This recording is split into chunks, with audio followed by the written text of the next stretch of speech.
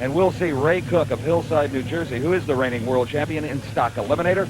He'll be up against Calvin Cuiapama of Portland, Oregon. And Calvin's biggest ever drag race, his first time in the final round. Now, these are really the closest thing to street cars that you'll see in the National Hot Rod Association's classes. If you were to take the headers off and put street mufflers on them and change the rear end gear, a few other things, you could actually drive them to the grocery store.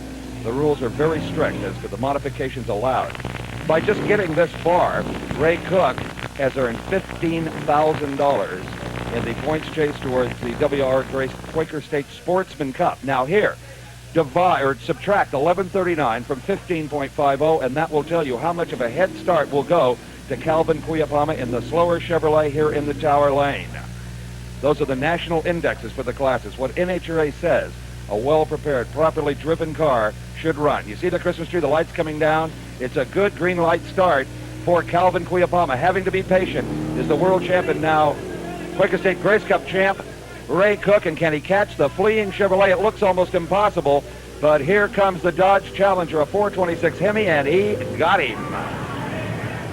Ray Cook wins it with a 10.53 at 108 miles an hour to a losing 15.52 at 77 miles an hour.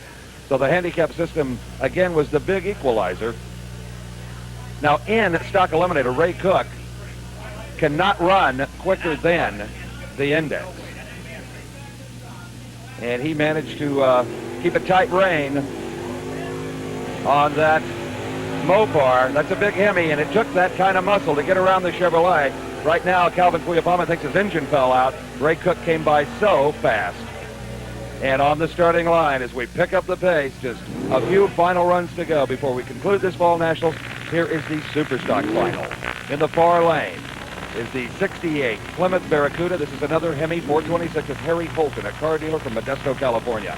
In the Tower Lane, a racing dentist from Alamo, California, near San Francisco, Terry Esslinger. Esslinger with another Chrysler product. It's a 71 Duster with the 340 cubic inch, 275 horsepower motor. So obviously the advantage is going to go to Terry Esslinger here in the near lane, and he takes advantage of it, and he wins it as Harry Holton has fouled. Harry Holton could not take the pressure of waiting, maybe knew he had to roll the dice as Esslinger was running closer to the index, and it looks like a tremendous finish, but the win goes in the Tower Lane at 11:09, 110 miles an hour, and there is that red glow that has cost Harry Holton some $14,000 in the Superstock final. Here comes Pro Stock. This has been the most talked about rivalry in drag racing in 1980. The Ford against the Chevrolet. The four-time world champion, Bob Glidden.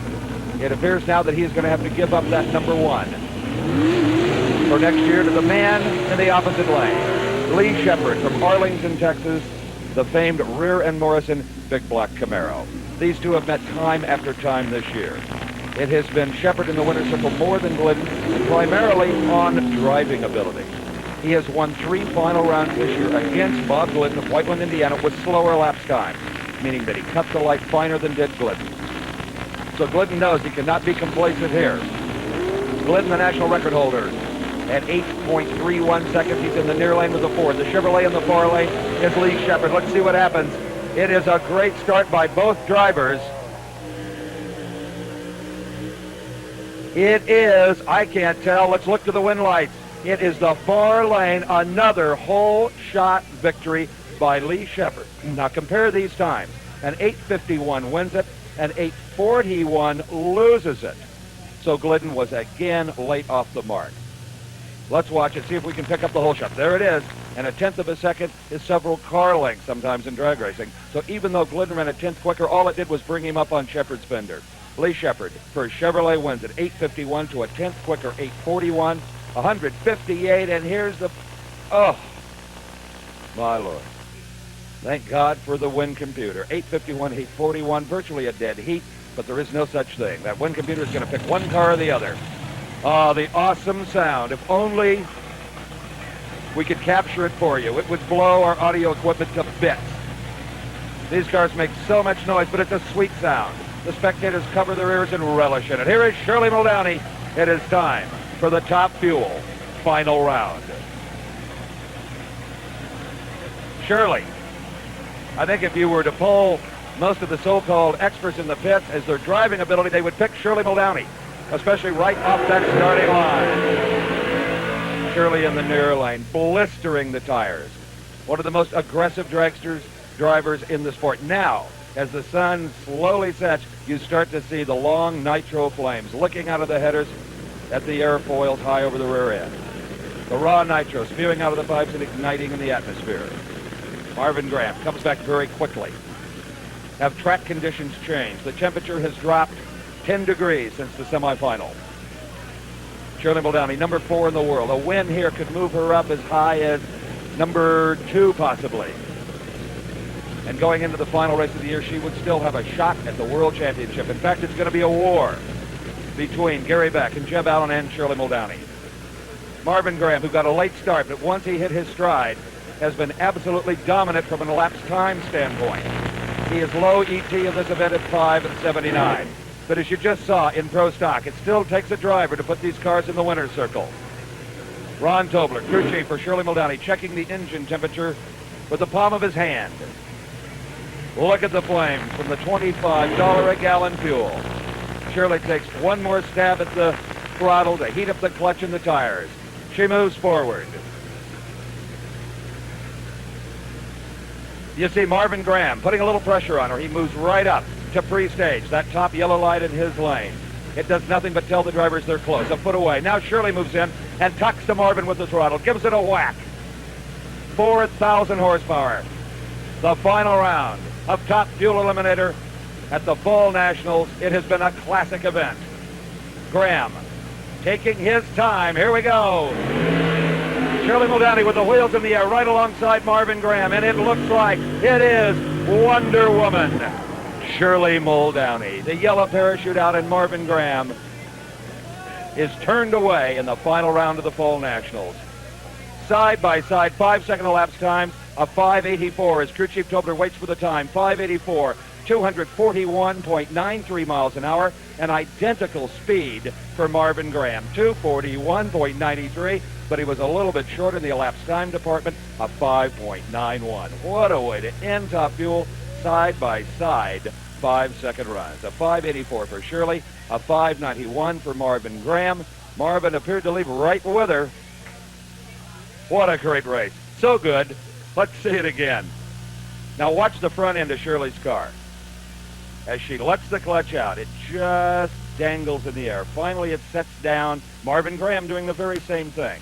That tells us we've got an excellent racetrack and that they have the perfect combination of clutch and tire. Look at this. At half track, it's virtually a dead heat. Shirley finally just inches away from Marvin Graham to a 5.84 victory. Identical speeds now, 241.93. Let's look at it as they near the finish line in replay. Shirley Muldowney, there it is. By a few hundredths of a second, the Fall Nationals champion. What a lady, what a driver. And what a funny car final. Raymond Beadle in the Blue Max has already clinched the World Championship. He did that in the round before. But now, there's $15,000, $20,000 at stake for the Fall Nationals title alone. In the far lane, some exhausted people, the crew of Mike Case and driver Dale Armstrong. Tom Anderson right there, the crew chief on this car. We've told you the story. They have completely butchered 2 racing engines, just left them laying in the dirt and the oil and the spent oil cans by their trailer. Rolled over to Billy Meyer's 18-wheeler, actually took it inside the trailer where Meyer installed a fresh engine. Meyer, he didn't like the Blue Max beating him out of the World Championship, and he's going to get revenge, I guess, any way he can. Mike Case, the tall man at the very front of the car with his hands on his hips, he owns the car. Right now, they're just numb with exhaustion.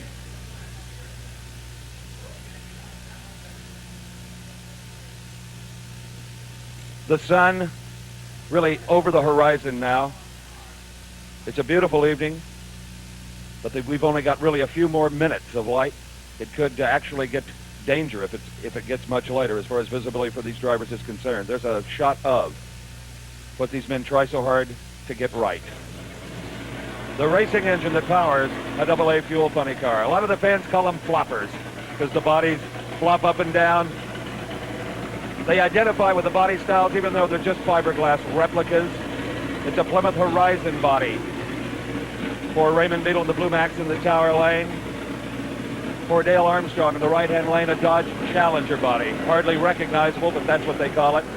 Here's the Blue Max, the most successful funny car in the world, 1979 and 1980. There will be no need to remove that number 1 from the side of the Max for the 1981 season. He's clinched it here in Seattle. Now, how will Billy Meyer's engine perform in the Speed Racer? Who knows? This is not an engine he has run this weekend. They are really guessing at how much nitromethane to put in the tank and where to make all the various settings, just using the total of experience of some 14 people that were responsible for this engine change. Raymond Beadle acknowledged as having the best crew in drag racing. Dale Emery, Fred Miller, Dee Gant, any one of the three could be a crew chief on any other car. It's an awesome operation out of Dallas, Texas. Raymond Beadle even manufactures and sells to the racers most of the trailers they haul their cars in. He's quite a businessman. Look at the flame out of the Speed Racer. The engine very rich. It looks like the body may be coming up on that car. Let's keep an eye on it. A lot of raw fuel in the air. Anything can happen here. Armstrong backs away. An incredible amount of fire. What is Armstrong doing? Is he even going to go to the line with this car? From the cockpit, he's bound to see the flame. It may just be that the fuel injector is a little off on the low end or starting line setting. Once he puts the pedal to the metal, it may clear up. We'll see. Very little flame out of the Blue Max. The Blue Max is set on kill. They will murder a motor to celebrate a Fall Nationals victory, another world championship, and maybe even a 5-second elapsed time, which would be a track record here at SIR. They are pre-staged. As darkness descends, the Blue Max in the near lane. The thrash together Speed Racer and Dale Armstrong in the far lane. It is Armstrong out in front of the Blue Max. Can he hang on? The answer is no. It is Raymond Beadle with his first ever Fall Nationals victory. A 6.04 at 243 miles an hour. Dale Armstrong saw the Blue Max streaking away and just threw in the towel. No sense destroying another $17,000 motor that doesn't even belong to him. A 718 coasting through at just 119 miles an hour. Raymond Beadle, if memory serves me right, has had to drive around past every opponent today. I think he does that again with Dale Armstrong. We'll see. Let's take a look in slow motion. The incredible flame out of the Speed Racer, but it did perform right off the starting line. Beadle was not late. His car just did not produce the low-end horsepower that Armstrong's did. Now, Armstrong's does not have the top-end power. He feels it going away. His head practically hits the dashboard as the power just absolutely vanishes. And there is your funny car champion, the Blue Max, Raymond Beadle, Dallas, Texas. We'll be right back with a recap of this incredible Fall Nationals drag race after we take time out for our sponsors. Certainly, this 6th annual NHRA Fall Nationals has exceeded the wildest anticipations of the crowd, the racers, even our own crew. Shirley Muldowney had to defeat the quickest car of the entire event, Marvin Graham, to earn her Fall Nationals crown. The pink car in the winner's circle once again, and a big move up in the points for Shirley Muldowney. A furious engine change was not enough for Dale Armstrong and the Speed Racer crew to turn back the awesome Blue Max and Raymond Beadle.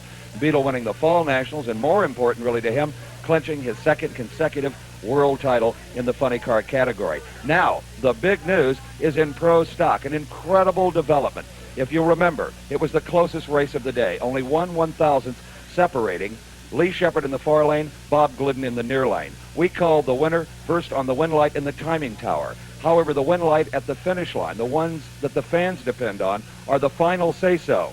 The win has now been given to Glidden as there was a conflict between the two win lights. You be the judge. Who won this race? The National Hot Rod Association says the car in the near lane, Bob Glidden, and I'm sure we have not heard the last of this. Well, that's about it from Seattle International Raceway and the 6th annual Fall